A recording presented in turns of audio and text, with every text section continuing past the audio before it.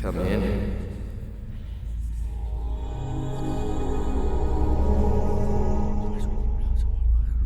I'm pleased to see you here again. Are you set to listen? Well, on we go then.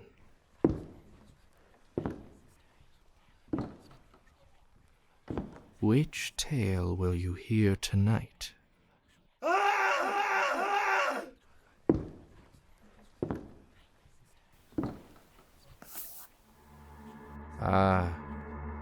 The boxing gloves you hold in your hands belonged to Jem Lewis, a bare-knuckle boxer who found himself haunted in the ring. This is the tale of a frightful fight. As usual, close your eyes, open your ears, and journey back to that frightful evening.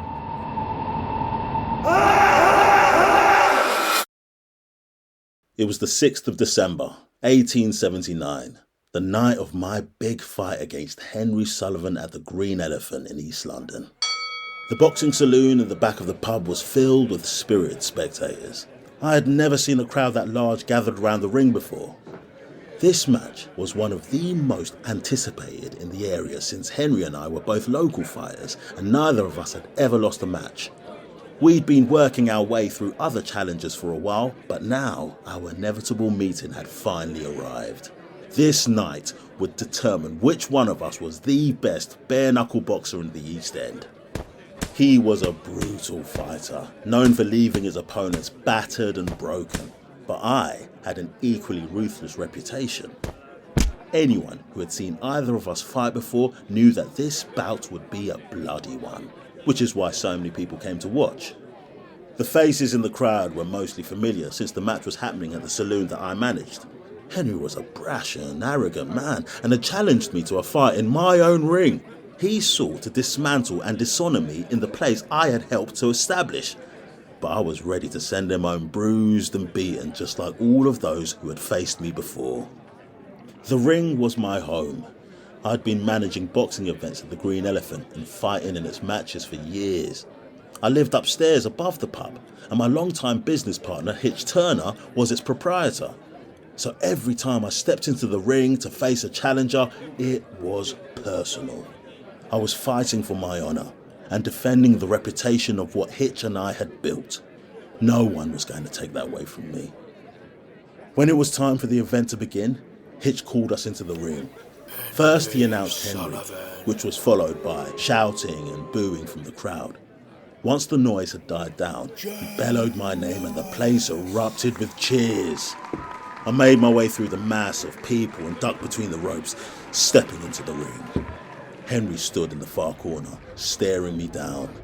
He was a towering man, whose broad frame was packed with muscle.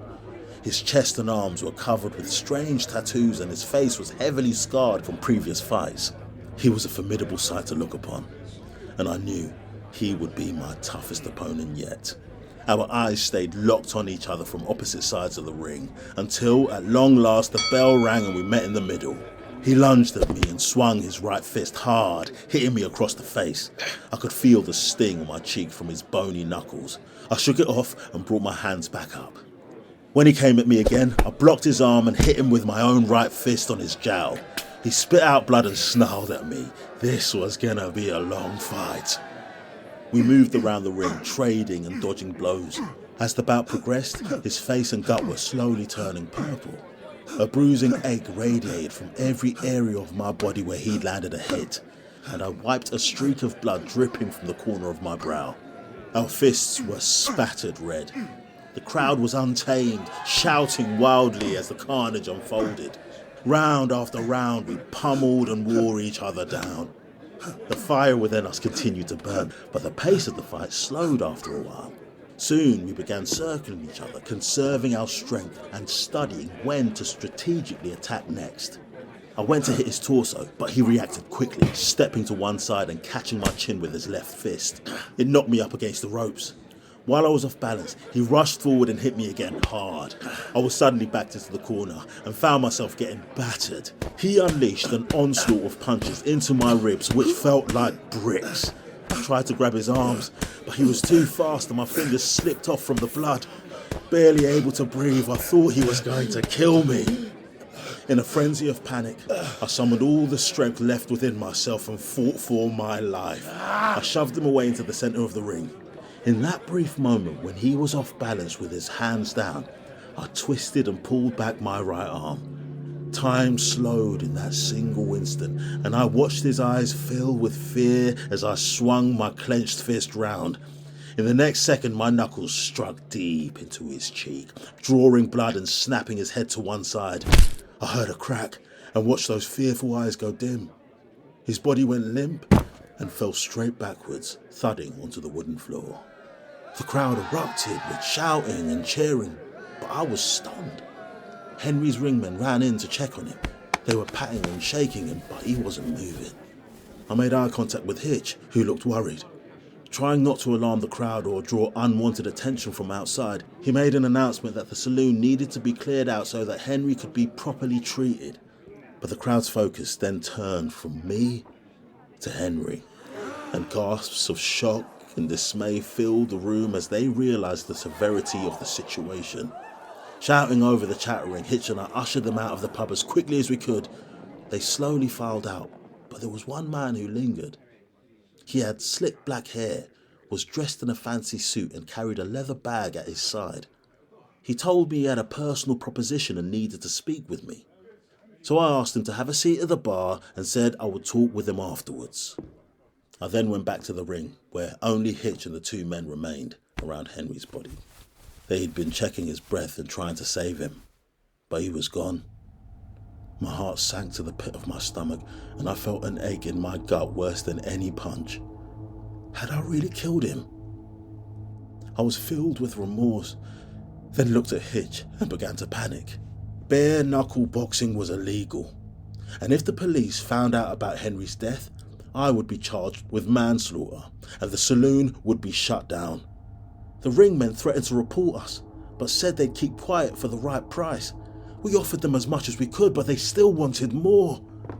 As we tried to work out a deal, the mysterious man entered the room. He'd overheard the conversation and said he was willing to pay the men what they wanted in return for my help. When they asked what he needed from me, he told the men to wait and brought me over to the bar to speak in private. He opened up his bag and pulled out a pair of boxing gloves, introducing himself as Arthur Everett from the West London Boxing Club. He explained how the sport of boxing was changing with the introduction of the Marquess of Queensberry rules, and how he believed gloved boxing would soon fully replace bare-knuckle fights. As a scout for the club and an investor in future champions, he had attended this fight and was impressed by my victory. He offered to be my backer in professional bouts if I were to train and box at the club. I didn't know what to say. I looked at the gloves and then down at my bloodied hands. I wasn't sure if I ever wanted to step back into a boxing ring again. Sensing my hesitation, Arthur added that he would handle tonight's situation if I were to join the club. He was offering me a way out and a new start. I looked at the scene in the ring and then back to Arthur. "All right," I said to him, and he handed me the gloves with a grin. He told me to come and visit the club the next day to meet the other boxers. We headed back into the saloon where he paid the two men their desired sum in exchange for their silence and cooperation. I put the gloves down on the ring floor to help them lift Henry's body. Then Hitch and I watched Arthur lead them out the back of the saloon until they disappeared into the darkness. I was exhausted and shaken from the day, so I went upstairs to my room to get some sleep while Hitch closed the pub. I tossed and turned in my bed, having haunting nightmares of Henry's bloodied face and fearful eyes. Since I couldn't sleep soundly, I went downstairs to the bar to get a drink. The moon shone through the window, but I lit a candle to see better in the dark. The place was eerily quiet compared to the lively sounds from the crowd earlier that evening. I went behind the bar to grab a bottle of scotch, but stopped when I heard a noise from the saloon. I walked around and peered into the room with my candle. I didn't hear any other sounds or see anything strange, but the pair of boxing gloves I'd left in the ring caught my eye. I walked towards them, but stopped when I saw Henry's bloodstains on the wood. My heart sank again. I took a breath to embolden myself and then stepped into the ring, putting the candle down on the ground. I picked up the gloves and put them on. It felt strange to cover my fists. I threw a few punches, but had to stop since my body was sore from the fight. Suddenly I heard another noise from the other side of the room. When I looked in that direction, I saw the silhouette of a figure standing in the corner of the saloon. Couldn't sleep either, Hitch? But there was no response. As I looked longer, I realised that the figure was taller than Hitch. I tensed up, now on alert. Who are you? I was met with silence once again. I couldn't see who it was since they were too far from the candle's light, and I was unable to move it with the gloves on my hands.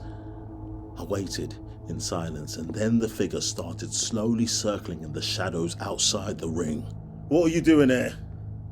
What do you want? He approached the ring and began to emerge from the shadows.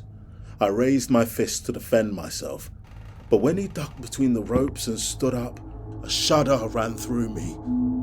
In the dim glow from the candle, I could see the familiar towering and tattoo-covered frame. How was it possible? The lifeless corpse I had seen on the floor of the ring was now standing before me, getting closer with every step. I backed into the corner and froze with terror, unable to move. When he was right near me, I could see his scarred face and ghostly eyes. But they were not the eyes of Henry. The two dark pits staring back at me were grey and soulless, like something Jem Lewis won the match, but lost the fight of his life that night. His first and only defeat in the ring. But now his story has been shared, and you have helped set his spirit free. In return, I will continue sharing about the attic. As I told you before, my brother is free to leave this place while I am bound within. We both inhabit this space during the day, but every evening he ventures out, which is when I am able to welcome my guests in private.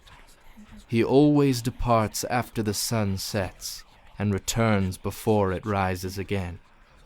The bell which you have heard each visit chimes the moment before dawn, and lets me know he will soon be coming back.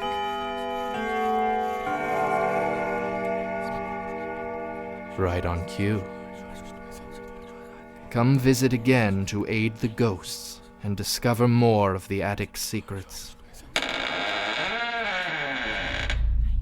I shall open the door for you again soon. The spirits and I are grateful for your time.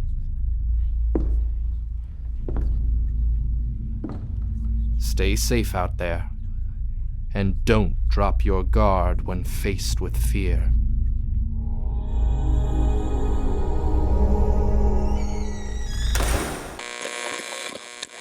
Thank you for listening to Alone in the Attic. Tonight's episode was written, directed, and edited by Samuel Weston Evans, with vocal performances by Kazeem Tosin Amore as Jem and Samuel Weston Evans as the Keeper. Join us next week to hear the eerie story of the Ghost Town. When an outlaw on the run in the summer of 1868 hides near an abandoned California gold mine, she is haunted by a specter that still inhabits the seemingly empty village. Find out next time, Alone in the Attic.